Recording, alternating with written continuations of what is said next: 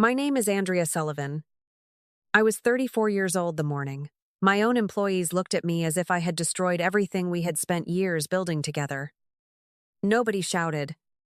Nobody accused me to my face. They simply stopped talking when I walked through the front doors. And the silence felt heavier than any words they could have chosen. I remember thinking that if people avoided looking into my eyes, then someone had already told them a story before I ever arrived. The elevator felt slower than usual as it climbed toward the executive floor. My access badge flashed red instead of green. And for one strange second, I honestly believed the reader was broken. Then our head of security stepped over with an expression that looked far too rehearsed and quietly said there had been a temporary restriction on executive credentials. He avoided my eyes while speaking, which frightened me more than the words themselves. I had helped design every approval process inside that building. Yet somehow I was the only person who could no longer enter my own office. A few minutes later, I was escorted into the main conference room where our legal counsel, 2 board members, and my husband, Logan Prescott, were already waiting. Logan stood the moment I walked in and rested a hand lightly on the back of a chair, wearing the calm smile that had reassured investors for years. He looked at everyone before looking at me and said he believed the truth would clear my name, and that he would support me through whatever came next. His voice sounded caring enough that several people nodded without hesitation, but something inside me tightened because I had never asked to be defended. I still did not know what they believed I had done. One of the board members slid a folder across the polished table toward me. On the cover was my name beside the words, Internal Financial Review. I opened the first page and saw approval records, transaction summaries, and digital authorization logs carrying my executive credentials. Every page seemed to say the same impossible thing. I had personally approved decisions that placed the company under investigation, yet I had never seen most of them before. I looked up at Logan, expecting confusion on his face, but all I found was quiet, patience, as though he had been waiting for this exact morning to arrive. Sitting in that conference room, I stopped looking at the documents and started looking backward instead. Memory has a strange way of connecting pieces only after the damage is done. Suddenly, I could see dozens of evenings that had once felt ordinary. Logan would walk through the front door carrying a laptop, a stack of folders, and the same tired smile that always made me feel guilty for working as much as I did. He would set everything on the kitchen island, loosen his tie, and tell me he only needed one last approval before a deadline. Most nights, I barely looked up from my own work because our company had been growing faster than either of us expected. He always said the same thing. This just needs your final sign-off so we can keep things moving. I believed him because that was how we had always worked. He handled investors. I handled systems. We trusted each other to protect the business we built together. At the time, nothing about those moments felt unusual. We had shared responsibilities from the beginning, and signing off on internal approvals was part of my role. Logan never rushed me in a way that sounded suspicious. He sounded grateful, almost apologetic, as if he hated interrupting my evening. Looking back, I realized every request came with just enough urgency to stop me from asking more questions. Around that same period, Derek Lawson, the engineer responsible for our security systems, stopped by my office more than once. He never accused anyone of anything. He simply mentioned that several approval settings had been adjusted outside our normal schedule and asked whether I had requested those changes. I told him Logan was probably streamlining a few workflows for the executive team and thanked him for letting me know. Derek nodded, but he did not look convinced. I remember watching him leave my office, thinking I should circle back with him later. Instead, another meeting started. Another client called, and life kept moving until those forgotten conversations became impossible to ignore. The investigation itself did not scare me as much as the pattern hiding inside it. Every document they placed in front of me seemed to point in only one direction. My executive credentials appeared at the bottom of approval chains I barely recognized. and every timestamp fit neatly into days when I knew I had been working. Nothing looked fabricated. That was the part that made my stomach drop. Whoever had built this trail understood exactly how our company worked, because every piece looked completely believable. Within 2 days, the rumors spread farther than the investigation itself. A longtime client postponed a contract review without offering a reason. Another stopped answering my calls altogether after years of speaking with me almost every week. People who had once trusted me with multi-million-dollar projects suddenly became careful with every word they used around me. They were polite, but distance has its own language, and I could hear it in every short email and every delayed response. Logan never raised his voice during any of it. If anything, he became even calmer than usual. Every morning he asked whether I had slept, whether I had eaten, whether I wanted him to cancel his meetings so he could stay with me. In front of the board, he reminded everyone that I had spent years building the company and deserved patience until the facts were clear. Listening to him made me question my own instincts because nothing about his behavior looked like someone hiding the truth. It looked like a husband standing beside his wife during the worst week of her life. I stopped trying to defend myself with explanations because I realized explanations meant nothing against records that appeared complete. Instead, I requested copies of every approval log tied to my account, every workflow history, and every internal authorization connected to the transactions under review. I read through them late into the night, searching for something that felt out of place. The names were familiar. The dates were familiar. Even the sequence of approvals matched the way our company normally operated. The deeper I looked, the more impossible my situation became, because every answer only produced another question that pointed straight back at me. There comes a point when your mind stops searching for new answers and starts digging through old memories instead. I sat alone with another stack of reports spread across my dining room table when one small detail refused to leave me alone. Derek's face kept coming back to me.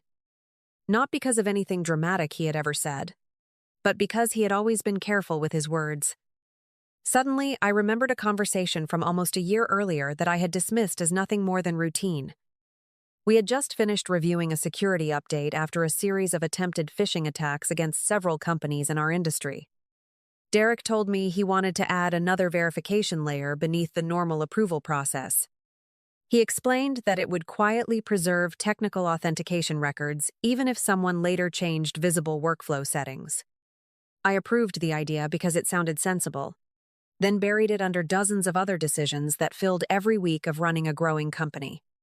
After that afternoon, I never thought about it again. The memory hit me so suddenly that I stopped reading the reports in front of me. Instead, I searched through old meeting notes until I found the project reference with Derek's name attached to it. My heart started beating faster because I realized something important. If his update had actually been installed, then the approval records everyone was reviewing might not be the only records that existed. There could be another layer that had never been touched because almost nobody even knew it was there. The next morning, I met with Caroline Bishop before anyone else arrived. I told her everything I could remember about Derek's proposal and the security update we had approved months earlier. She listened without interrupting, then quietly asked whether anyone besides Derek and me would have known how that system worked. I thought about it for several long seconds before answering. The more I searched my memory, the more certain I became that Logan had never paid much attention during those discussions because he always considered technical security someone else's responsibility. Caroline slowly closed her notebook and said that was the first piece of information she had heard all week that actually gave us somewhere real to look. The review meeting filled the largest conference room in the building. Members of the board sat along one side of the table, while outside auditors filled the other. Logan looked as polished as ever, speaking with the calm confidence that had convinced investors for years that every problem already had a solution. I listened without interrupting because I finally understood that arguing with him before the facts appeared would only make me sound defensive. He walked everyone through the approval records one by one. Every chart, every transaction, and every authorization pointed toward my account. He explained that the company depended on trust and that difficult decisions had to be made when procedures failed. Hearing my own husband describe those records with such certainty made the room feel colder by the minute. Around the table, I saw people reading the documents instead of looking at me, and I knew they believed the paper more than the person sitting in front of them. When Logan finished, Caroline Bishop quietly asked whether Derek Lawson could present one additional technical report before the board reached any conclusions. A few people exchanged uncertain looks, but no one objected. Derek connected his laptop to the conference room display without rushing. His voice stayed even as he explained that the records everyone had reviewed were only the visible approval history used for daily operations. There was another verification layer running underneath the system that preserved authentication activity independently from the standard workflow. The screen changed to a plain timeline with rows of technical data that meant very little at first glance. Derek slowly translated each line into ordinary language. Every approval carried two histories. One showed the account used to authorize the transaction. The other preserved the original device identity, authentication sequence, and security verification completed before the approval was accepted. The visible records matched my executive credentials, but the protected verification layer told a different story. For the first time that morning, Logan stopped taking notes. Derek continued moving through the timeline one transaction at a time, explaining that the protected records had remained untouched because almost nobody knew they existed after the security update months earlier. Every disputed approval originated from the same authenticated device before reaching my executive account. The sequence repeated over and over with remarkable consistency, leaving almost no room for interpretation. Nobody spoke while the timeline unfolded because the system itself was reconstructing every step without emotion, without opinion, and without choosing sides. I looked across the table at Logan. The confidence that had carried him through the entire meeting slowly disappeared as he studied the screen. Caroline did not ask dramatic questions or make long arguments. She simply requested that Derek continue displaying the remaining authentication history until every disputed transaction had been reviewed. By the time the final record appeared, the room had fallen completely silent, and for the first time since the investigation began, the evidence was no longer pointing at me. Caroline did not rush to fill the silence that settled over the room. She simply asked the board to compare the protected authentication records with the documents Logan had presented only minutes earlier. One version depended on visible approvals that could be reassigned through normal administrative settings. The other preserved the original chain of authentication exactly as it happened. For the first time since the investigation began, the discussion shifted away from what my account had approved and toward who had actually initiated those approvals. Logan tried to explain that the technical records must have been incomplete because he had never seen them before. Derek answered with the same calm tone he had used all morning. He explained that the verification layer had been intentionally isolated from routine administrative access after the security update was installed. It was designed to remain untouched even if someone modified user permissions or workflow settings later. That answer ended almost every argument before it had the chance to grow, because the system had been built for exactly this kind of situation. The board members started asking Logan questions instead of me. They wanted to know why his explanations no longer matched the authentication sequence appearing on the screen.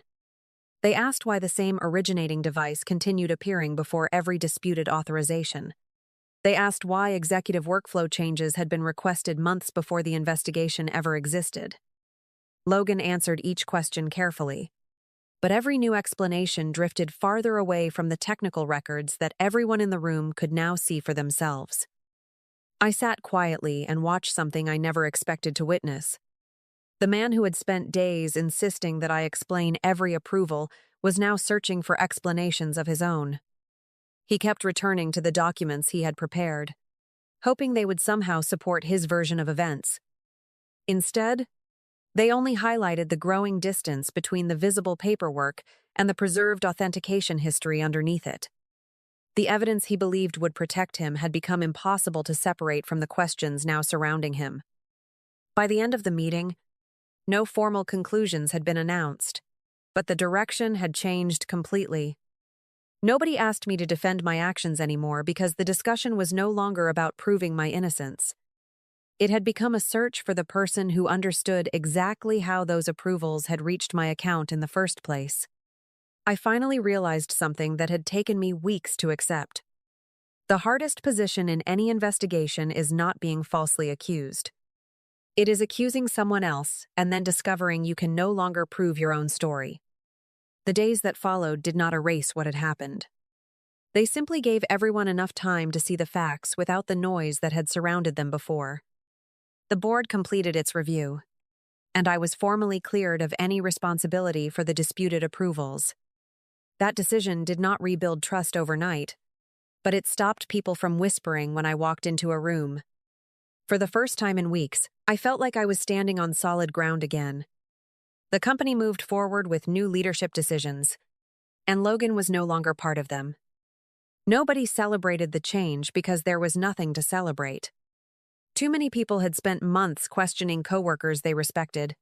Clients had delayed important projects, and relationships built over years had been shaken by a story that was never true. The cost reached far beyond financial reports.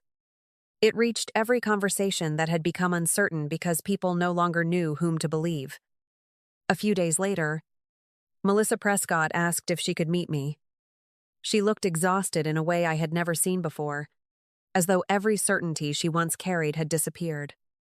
She admitted she had believed every word Logan told her because she never imagined he would use his own wife to protect himself.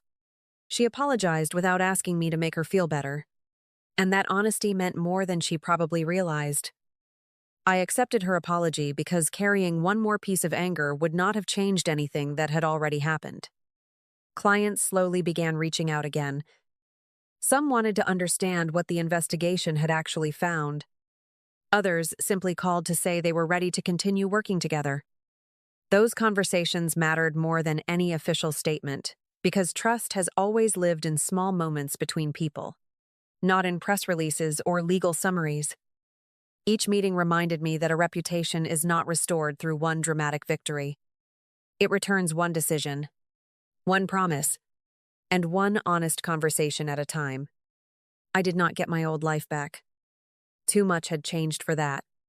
What I received instead was something I had almost lost without realizing its value. I got my own name back, free from someone else's version of who I was. After everything that happened, that felt like the strongest foundation I could possibly build on for whatever came next. I used to believe a marriage was built on love alone. I thought love naturally created trust, and trust naturally created honesty. Now I understand that love without responsibility can become a place where one person quietly carries all the risk while the other quietly collects all the control. Looking back, I do not think the hardest part was discovering what Logan had done.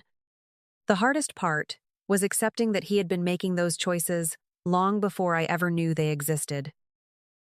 I still work in the same industry, but I work differently now. I read every approval from beginning to end, even when someone tells me it will only take a second. I ask uncomfortable questions without apologizing for asking them. If something feels rushed, I slow it down instead of trying to keep everyone happy. Those habits are not signs that I trust people less. They are signs that I finally learned to respect the responsibility that comes with my own name. Every now and then, someone asks me whether I regret helping build the company with Logan in the first place. The answer is always no. I regret believing that shared dreams automatically create shared values. Building something together only works when both people accept the same responsibility for protecting it. The company survived because enough honest people chose facts over assumptions when it mattered most. I survived because one forgotten decision, made months before any crisis, quietly preserved the truth until it was finally needed. If there is one thing I hope you take from my story, it is this.